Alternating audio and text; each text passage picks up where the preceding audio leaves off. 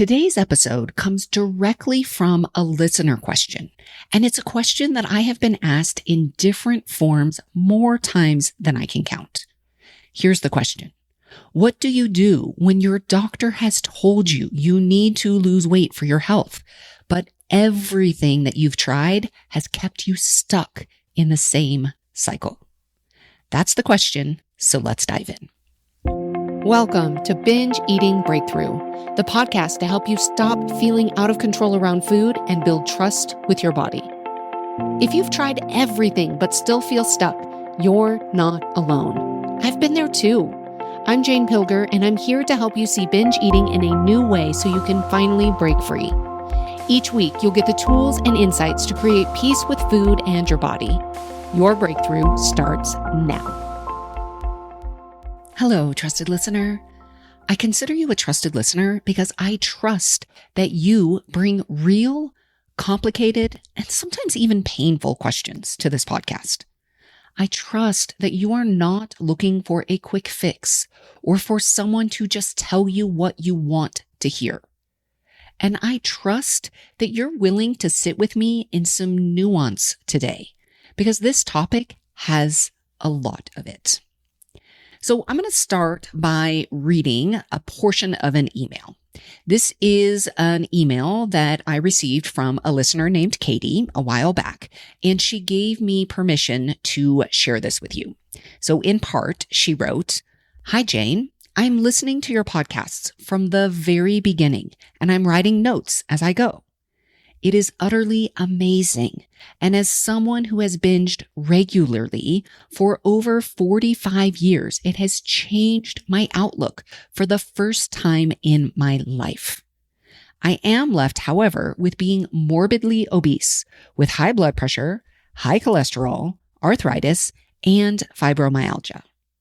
I have been told by my doctor that losing weight is vital, and I also can't take a GLP-1 medication as it induces severe depression. Do you have an episode that tackles the need to lose weight and how to cope with this? Thank you so much for everything you do. You are the only person I feel who really understands this awful condition. Your very trusted listener, Katie." So Katie, this one is for you. And I know you are not alone because I hear versions of this question regularly. So even if you are not Katie, but you are very much like Katie in any way, whether a doctor has told you you need to lose weight, whether you find yourself with a lot of health conditions that are brought upon as a result of decades or more of binge eating, or whether you just for yourself are like, but what if I really need to lose weight? What do I do? This episode is for you. Now, I also want to be very clear with you as you are listening to this about what this episode is and what it isn't. I am not going to give you a weight loss roadmap. That is not my lane. And honestly, I don't think that another roadmap is what you need. But what I am going to do is offer you a perspective that I believe is both honest about the medical realities you might be facing and honest about what actually needs to happen underneath the surface and ways that you can very practically think about this that will be supportive to you, that will give you some very clear next steps that won't keep you stuck in the same cycle that you may have found yourself in over and over again. Now, first, I want to be really clear that I am not dismissing any doctor's concern. So if you have been told by a medical professional that your weight is affecting your health, that is a real and serious thing. High blood pressure, high cholesterol, conditions that affect your mobility and your quality of life, these things matter. Your health matters. And I want you to know as you are listening to this, I take that very seriously. And at the same time, I want to offer something that I think gets missed in a lot of medical conversations about weight. The question of what to do about it is much more complicated than it might appear on the surface. And for anyone who has been in a binge and restrict cycle for a long time, the answer is almost certainly not another diet, even a medically supervised one, even a sensible one, even one with the best intentions behind it. And here is why. When you have been in the binge and restrict cycle for years, and for some people, decades, your body has adapted. Your nervous system has learned that restriction is a real and recurring threat. And when your body believes that a threat is coming, it prepares for it. It becomes more efficient. It holds on. It sends stronger hunger signals. It makes food more compelling, not less. And this isn't a character flaw. It's not weakness. It is your body doing exactly what bodies do when they have experienced repeated cycles of not having enough. It is trying to protect you. So when a well-meaning doctor says you need to lose weight, eat less and move more, or go on this diet that average people go on, and you try to do that, and your body responds with intense hunger, strong urges, and eventually a binge, that is not you failing. That is your nervous system doing what it has been trained to do. The restriction triggers the response. The response leads to a binge. The binge leads to shame. The shame leads to more restriction, and the cycle continues. You know what it feels like. If you are listening to this podcast, I have no doubt that you know exactly what that merry-go-round feels like. That cycle that Katie was describing. And I want you to understand why that merry-go-round keeps spinning, because understanding it is the first step to being able to step off of it. So I want to pause here and I want to name something very clearly. Your doctor is telling you that your weight is a health concern, or maybe Katie's doctor is for sure. Perhaps your doctor has told you to. And I am telling you that restriction is likely to make things worse and not better. And I realize that it can feel like those two statements feel like they're pointing in opposite directions. And that can be very confusing. It can be overwhelming, and it can lead to uncertainty as to what to do. What do? My doctor is saying I need to lose weight. Jane is saying restriction is going to make things worse, not better. What do I do? So here's how I hold both of these truths at once. Your doctor is right. If your doctor has told you your health needs to be improved, I'm going to guess your doctor is probably right. What the medical conversation often misses is that body size or weight is not the only lever available to pull. And for someone with a long history of binging, it may be the very least effective one to focus on. Research increasingly supports that health promoting behaviors, independent of whether they produce weight loss, can improve the very markers that your doctor is concerned about: blood pressure, cholesterol, inflammation, mobility, mental health. So this isn't about ignoring your doctor. It's about expanding the picture of what working on your health actually means. So I want to offer up an alternative today, a reframe of what to focus on instead of weight loss. So I want you to really sit with this for a moment as I offer you this invitation for a reframe before you decide what you think. So here's the reframe I want to offer you. What if instead of focusing on what you need to lose, what if you focused on what you could add?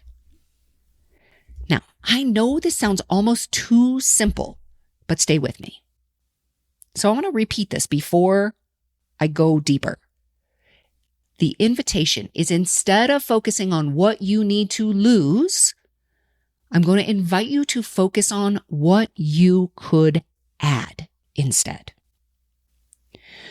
So let me explain. When somebody is deep in a binge and restrict cycle, it almost always affects far more than just food. Sleep is often disrupted. Movement sometimes feels impossible. Sometimes it's kind of an all or nothing. I'm either out there exercising, maybe I'm trying to make up for whatever I've eaten, or I literally cannot get myself off the couch.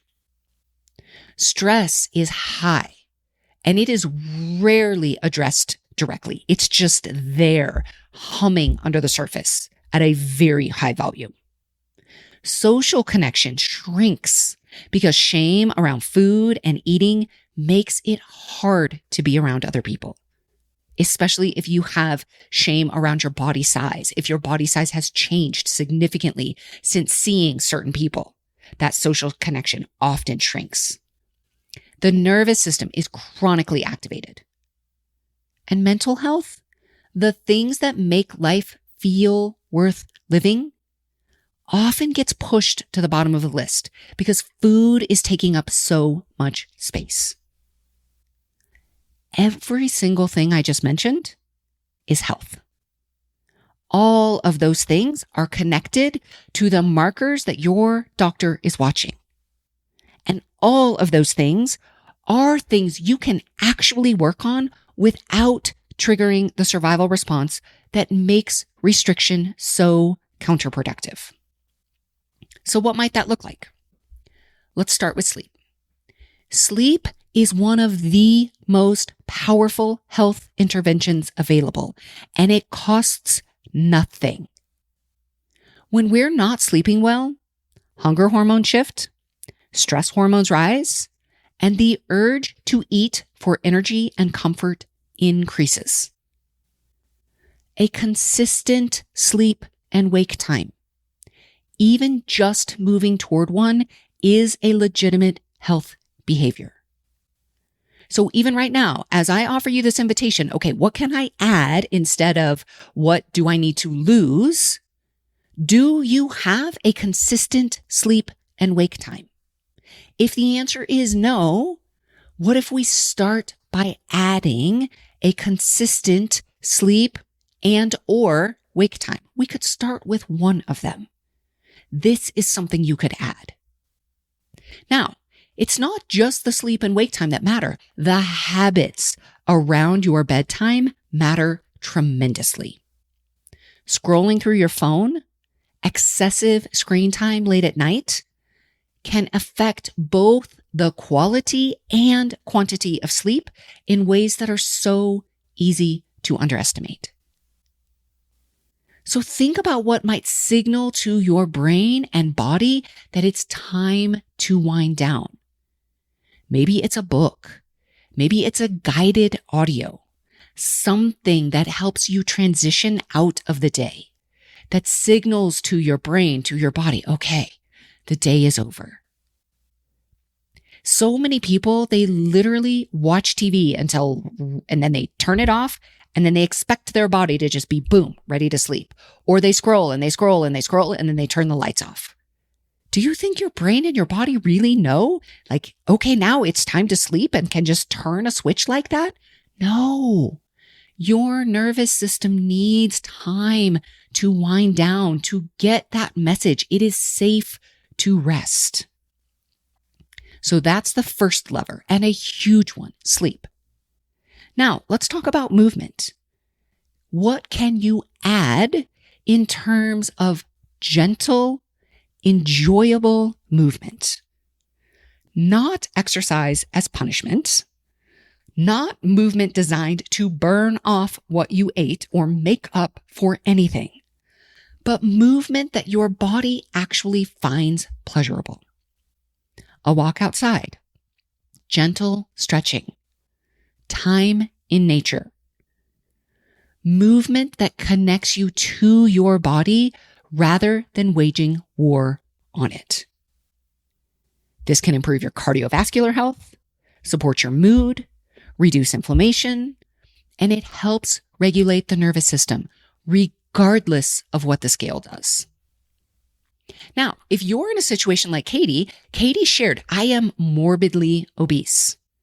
It is possible if you are in a larger body, if you are morbidly obese, it might be that there is no such thing as enjoyable movement for you. It's certainly possible. Now, that does not mean, though, that we don't move at all, because if you don't move at all, the less you move, the more your body really gets used to that kind of stagnant state. Here's the beauty of this age of the internet. You can absolutely search for gentle movement for morbidly obese. There's all kinds of things that you can search for. Gentle stretching for whatever your body limitations are. There are so many options out there. The invitation, what can you add? Any type of movement. Any type of movement. So again, what can you add around gentle, enjoyable movement or movement that will help your mobility? Here's something else we can add. Stress management. Chronic stress keeps the nervous system in a state that works against almost every health goal that you have. So think about this for yourself. What helps you come down from stress? What genuinely settles you? This is worth taking as seriously as any other health behavior. So many people think I'm just stressed, but they don't stop to think about what could I add to help me manage this stress. Something else we can add, social connection. Isolation feeds shame, and shame feeds the cycle, the binge restrict cycle. Finding even one person, one community, one space where you feel genuinely less alone in your struggle, in your life, is not a luxury. This is health. Something else we can add, mental health in the broadest sense, gratitude practices. Do you have a regular gratitude practice? Spending time doing something that you truly enjoy. Maybe it's time outdoors. These aren't just nice to have. These are things that shift your nervous system, your mood, your relationship with yourself, and your relationship with food. I did an episode a while back on supportive structure, including morning and evening routines and how to build consistency in a way that actually supports you rather than becoming another thing to fail at. And if this feels relevant to where you are, if you're thinking, oh, maybe I could add some supportive structure, I'll link that episode in the show notes. I think it was episode number 138. Now, we've talked about a lot of different things that you can focus on adding instead of things that we have to lose. And I want you to know this what to add approach applies to food also, not just the other areas of your life. So rather than focusing on what to cut out, what to reduce, what to avoid eating, what would happen if you focused on what to add? More vegetables, more fruit, more of the foods from the outer aisles of the grocery store. Not as a rule, not as a diet, but as a gentle orientation toward nourishment. When you naturally eat more of those things, you may find that you eat less of other things without ever deciding to restrict or limit them. Not because you're controlling yourself, but because your body is actually getting something that it needs. And this is a very different experience than white knuckling your way through a list of foods you can't have. And it doesn't carry the restriction signal towards your nervous system that sets the cycle spinning. So the point in all of this is not to distract you from your health goals. It's to redirect your focus toward things that actually move the needle without triggering the very cycle that has been working against you. So there's something I say often in my work, and it applies so clearly here. What you focus on expands. When you focus on what you need to lose, what you can't eat, what you're doing wrong, food becomes the center of everything. The restriction mentality, even when it's wrapped in health language, keeps pulling your attention back to food. And that focus, that constant food noise, it's part of what perpetuates this cycle. But when you shift the focus towards how you want to feel, what you want to be able to do, what would make your daily life more enjoyable and more sustainable, something different becomes possible. You start moving towards something instead of running away from something. And that is a fundamentally different experience in your body and in your nervous system. What would it mean for you to wake up with more energy? To sleep through the night? To take a walk without pain? To have one meal that felt genuinely peaceful? Those are real health outcomes. Start there. Small steps taken consistently over time can have a huge impact that no short-term diet ever will. And it's not because they're magic, but because they're sustainable, because they don't trigger the survival response, because they build something instead of taking something away. So the invitation here is to think about what you can add to your life, to your day-to-day routines and habits that will truly have a positive impact on your health. Now, those changes might result in weight loss, but the focus is on how you feel and creating more support, nourishment, and connection with yourself. Now, I want to say this as we wrap up. I want to say this gently, but clearly.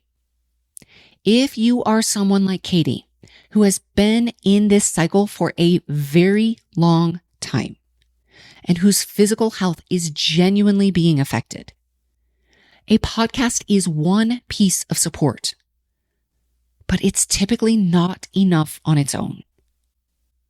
The layers involved in a history this long, the nervous system patterns, the emotional pieces, the relationship with your body, and the other factors underneath the surface go far beyond what any podcast can offer.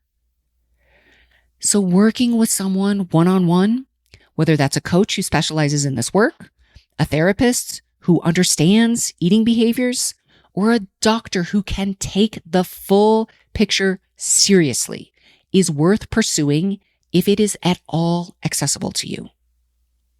Now, if you want to explore what that would look like with me, you can schedule a breakthrough call at janepilger.com/breakthrough, and I'll make sure there's a link to that in the show notes as well. But what I want you to take from today is knowing that your body is not broken. Your body has been responding to potentially decades of a difficult cycle in the most logical way it knows how. The fact that you are still here, still listening, and still trying to find a different way forward after however many years it has been, that is not failure. It is extraordinary persistence and resilience, which is one of the most important qualities on this journey. So the question isn't, what do you need to lose? The question is, what do you want to add to your life? What would feeling better actually feel like? What is one small step, not toward a number, but toward that feeling? Start there and then keep going. So next week, we're going to talk about something that comes up a lot when people start trying to give themselves more freedom around food, around the rigidity and the rules and the restrictions. We're going to talk about what happens when it doesn't go the way that you hoped and when food freedom starts to feel like it's backfiring.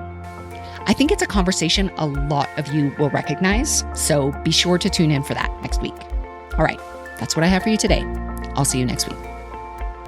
Thank you for listening to Binge Breakthrough. If you want to understand why you feel out of control with food sometimes, I've created just the thing for you. Discover the number one reason why and get 3 things you can do today. Visit bingebreakthrough.com/quiz and you'll have your answer and your next steps within minutes. That's bingebreakthrough.com/quiz.